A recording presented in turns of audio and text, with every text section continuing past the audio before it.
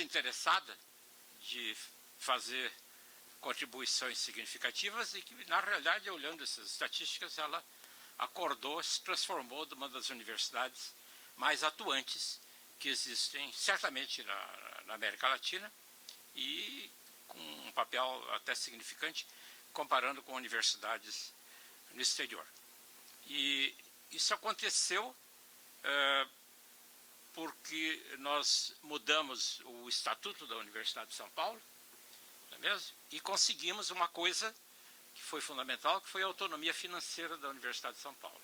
Paulo Renato e eu convencemos o então governador Orestes Quercia que ele devia alocar para a Universidade de São Paulo uma fração do ICMS. E daí para frente a responsabilidade era dos reitores e dos órgãos internos da universidade de utilizar esse recurso. Essa foi a autonomia real financeira que foi atribuída à Universidade de São Paulo. O que isso significa é o seguinte, é que o reitor deixa de ser um indivíduo que telefona para o ministro de Educação para se queixar de que as luzes do banheiro não estão funcionando, ou que roubaram um computador ou coisa parecida, mas ele se torna uma pessoa com a responsabilidade de tocar a universidade para frente. E esse tipo de ideias foi o tipo de ideias que Eunice discutia comigo, e desde que eu me tornei reitor, ela foi a assessora mais próxima do reitor. E aí há uma coisa que eu queria dizer a vocês, já que eu sou o único reitor, ex-reitor nessa sala aqui, eu quero fazer uma comparação que é divertida, mas que sempre me impressionou muito, não é mesmo? É o significado de você ser ungido numa posição em que você acaba a oportunidade de você colocar a culpa nos outros. Essa situação é uma situação que raramente existe. É mesmo? É mesmo? E eu me lembro sempre, há um filme italiano maravilhoso, cujo nome eu nunca consigo me lembrar, mas é um filho do Vittorio De Sica, que ele como autor, ele é ator e fez o filme também, mas o próprio fez. E ele é uma história que se passa dentro de uma prisão italiana de prisioneiros políticos. Está cheio de... tem aproximadamente 1000 prisioneiros políticos lá. E ele é preso porque a polícia, na época do Mussolini, estava procurando um líder operário, um líder político muito importante. E ele era um vigarista, fazia câmbio negro, etc. e tal, tudo, absolutamente um tipo perfeito, mas ele era fisicamente muito parecido com aquele líder. E ele é colocado dentro dessa prisão, o que é para os demais prisioneiros políticos um grande alento, né? Porque ele era o líder deles, era o símbolo deles, né?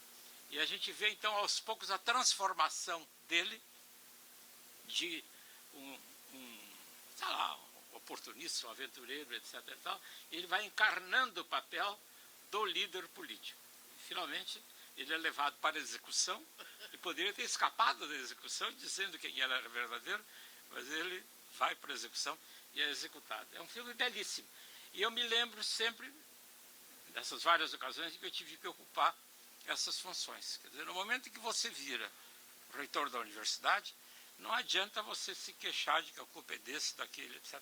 Você tem que exercer a função.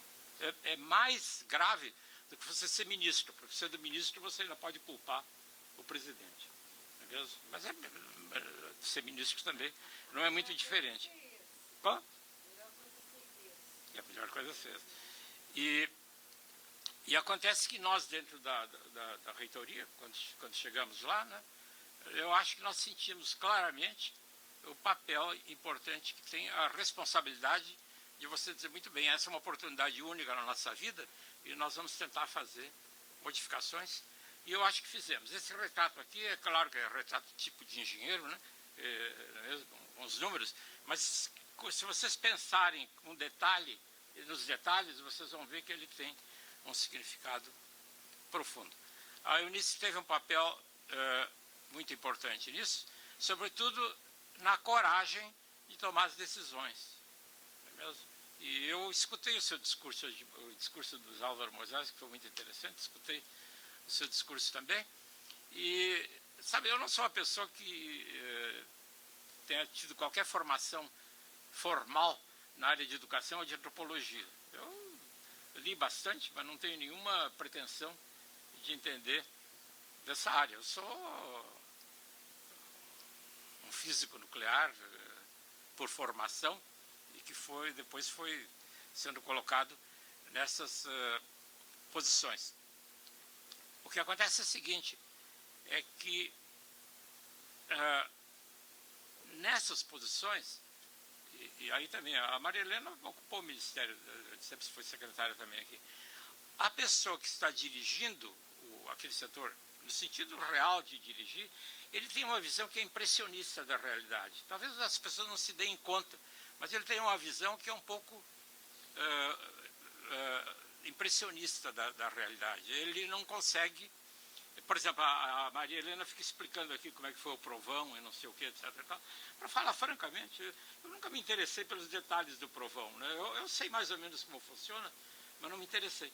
Precisa de alguém perto da autoridade que decide, que entende os detalhes e que alerte a pessoa para os detalhes.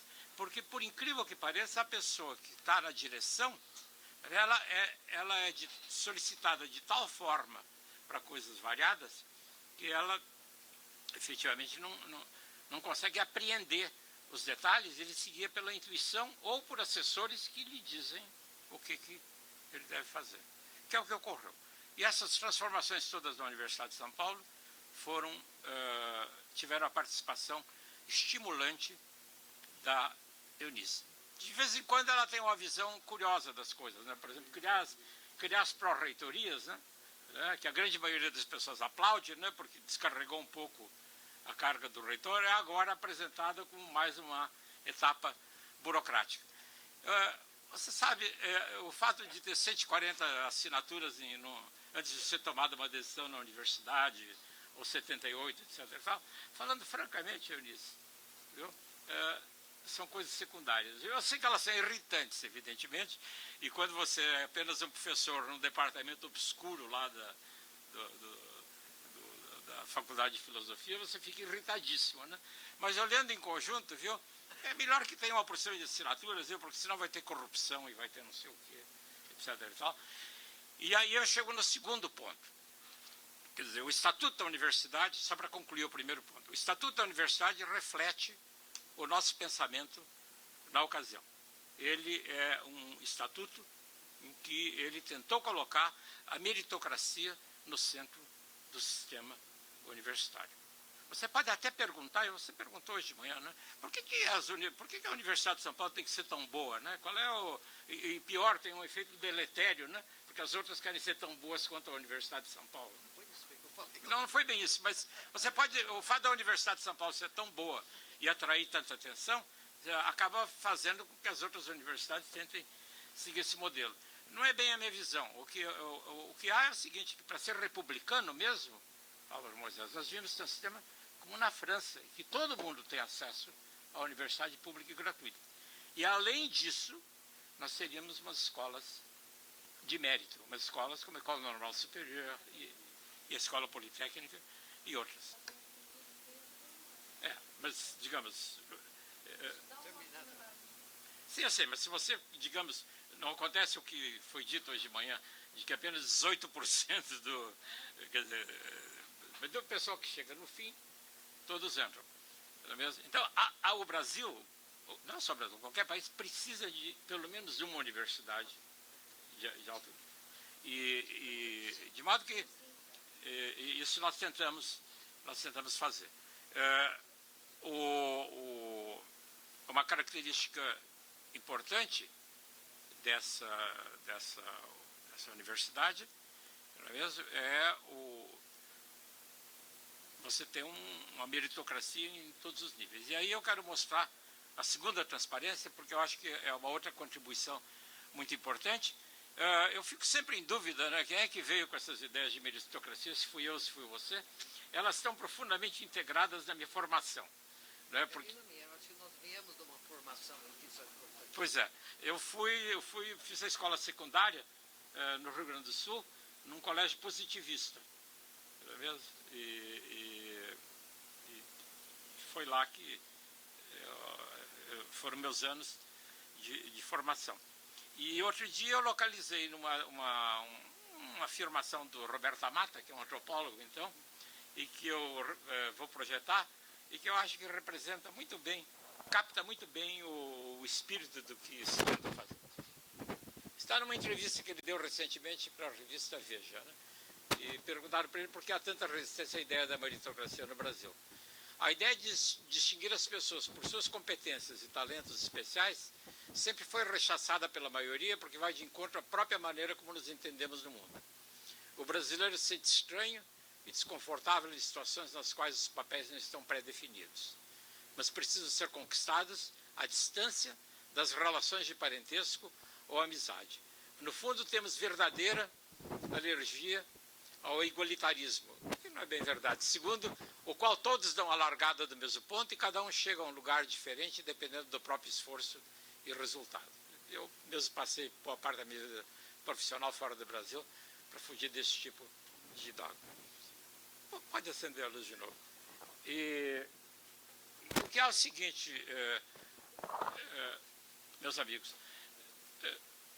vocês são mais jovens do que eu, mas eu vivi na universidade antes de vocês chegarem aqui, não é mesmo?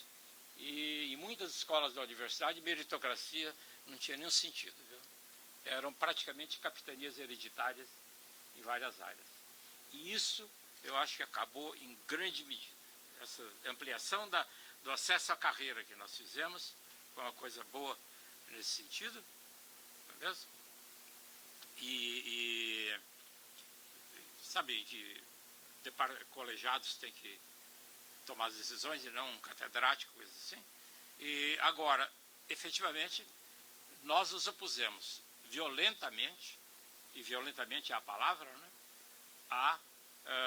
o igualitarismo dentro da universidade. Eu fui radicalmente contrário, a ponto de usar força contra tentativas de eleições diretas para isso e para aquilo, etc. e tal, porque isso aqui é uma universidade em que efetivamente se tenta fazer avançar, se tenta conquistar o conhecimento e, se possível, fazer avançar o conhecimento. E, finalmente, a questão das cotas, a Eunice discutiu hoje, simplesmente faz parte da mesma concepção de que realmente as pessoas precisam conquistar as coisas pelo mérito, e se elas não fizerem pelo mérito, elas vão utilizar outros esquemas, etc. e tal. Todos esses outros esquemas são piores. Não é mesmo? Finalmente, uma coisa que a Eunice não conseguiu, já que eu estou tentando chamar a atenção para as contribuições positivas dela, há uma coisa que você tentou durante, eu creio que a vida toda, desde que eu te conheço, e que você não conseguiu, que é diversificar as formas de fazer curso superior aqui no Brasil. Quer dizer, a sua ideia, não é mesmo? E essa, eu sempre achei que essa foi a ideia da Eunice, acho que a Marilena concorda, foi ela que promoveu essas ideias, de você ter cursos, de ter os colleges, né, de ter cursos superiores de 2 anos ou 3 anos, etc. e tal. Isso você não conseguiu. As FATECs estão desempenhando um pouco esse papel, não é mesmo, agora, mas não precisamente. Isso foi uma pena, efetivamente. Como? Estão indo nessa direção. É com o defeito de todas as FATECs agora querem se transformar em universidade. Sim, pois é, exatamente. Então, Eunice, eu acho que você pode se orgulhar do que você fez. Não é que eu tenha sempre seguido seus conselhos, não, viu? Mas é porque, de novo, no exercício dessas funções em que você não pode culpar os outros, entram fatores que às vezes as pessoas que assessoram o reitor ou o ministro não têm uma visão completa da realidade e às vezes até dos compromissos que você precisa fazer. Né? Esse é o tipo de assunto que eu discuti um pouco com o Paulo Renato. Né? Não é mesmo? E, sob esse ponto de vista, você era um pouco mais íntegra do que eu.